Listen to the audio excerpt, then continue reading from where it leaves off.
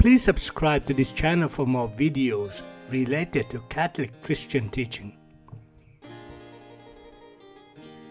In theology, appropriation is used in speaking of the different persons of the Trinity. It consists in attributing certain names, qualities, or operations to one of the persons, not, however, to the exclusion of the others, but in preference to the others.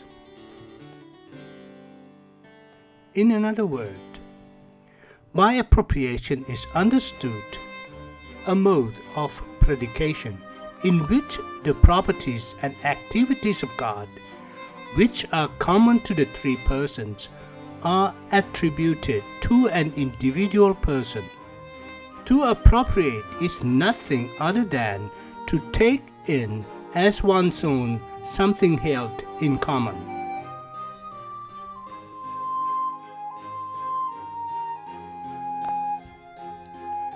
The purpose of the appropriations is to make manifest the differences in the divine properties and persons, a manifestation of the persons by essential attributes.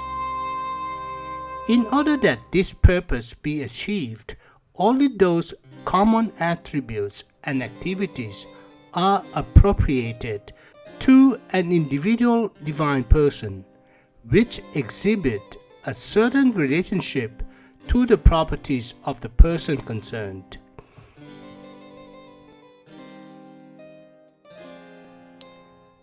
Sacred Scripture ascribes the effecting of the Incarnation to the Father.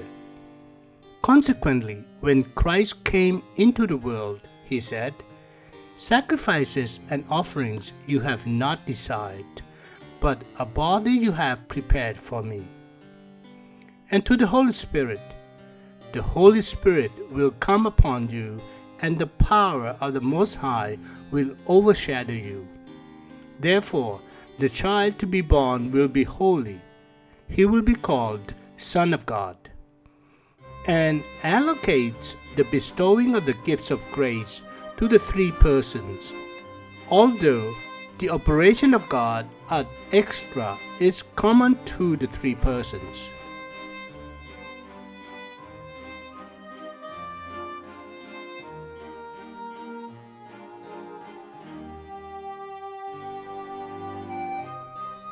The appropriation in sacred scripture, the church fathers and the theologians can, following Shiban, be divided into four classes: the appropriation of the substantive names of God, the appropriation of the absolute attributes of God, the appropriation of the works of God, and the appropriation of the cult of adoration and sacrifice.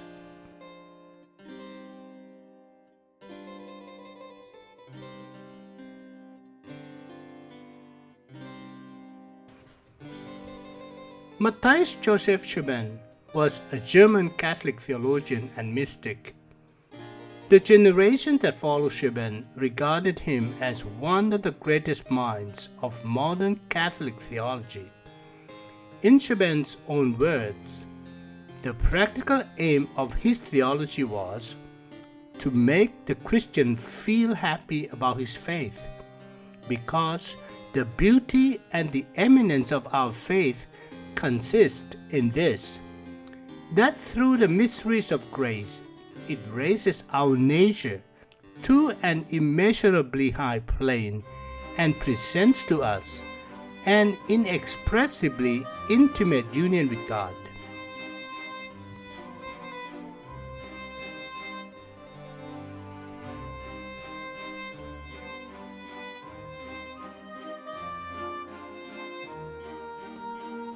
And there are varieties of services by the same Lord, and there are varieties of activities, but it is the same God who activates all of them in everyone. For God so loved the world that he gave his only Son, so that everyone who believes in him may not perish, but may have eternal life. Indeed, God did not send the Son into the world to condemn the world, but in order that the world might be saved through him. But when the fullness of time had come, God sent his Son, born of a woman, born under the law. And because you are children, God has sent the Spirit of his Son into our hearts, crying, Abba, Father.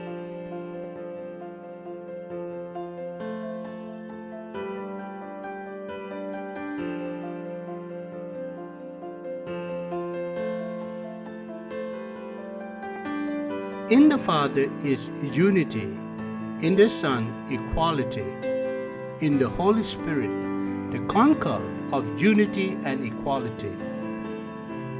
Infinity in eternity corresponds to the Father. Beauty in image corresponds to the Son. Enjoyment of the gift corresponds to the Holy Spirit.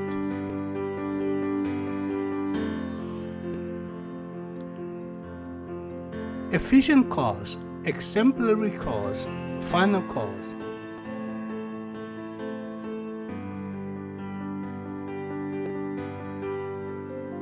Material cause is determined by the matter that composes the changing things. For a table, that matter might be wood. For a statue, it might be bronze or marble. Formal cause is due to the arrangement, shape, or appearance of the thing changing. Efficient cause consists of things apart from the things being changed, which interact so as to be an agency of the change. For example, the efficient cause of a table is a carpenter acting on wood. In the natural world, the efficient cause of a child is a father. Final cause is that for the sake of which a thing is changing. A sailboat's purpose is sailing.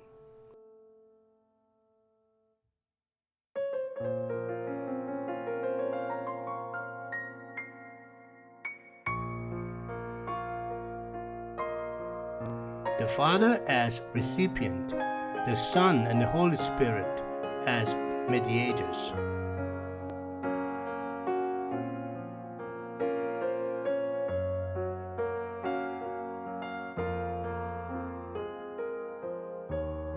Please go to YouTube Retimentality channel, playlist Dogma on God for the complete series of these materials.